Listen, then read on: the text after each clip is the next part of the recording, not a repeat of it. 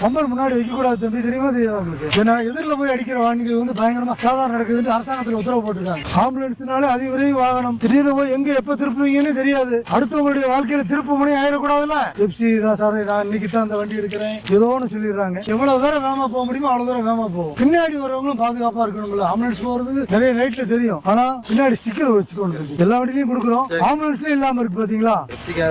வேலை பார்க்கறதுக்கு எல்லாம் சொல்லிடுறாங்க தம்பி. எப்சி எதுனாலும் உடனே அதான் சொல்றாங்க. உங்களுக்கு வண்டி தம்பி, என்ன தம்பி உங்க வண்டியிலேயே எச்சரிக்கை இருக்க வேணாமா தம்பி? மஞ்சள் இல்லாம இருக்கு தம்பி.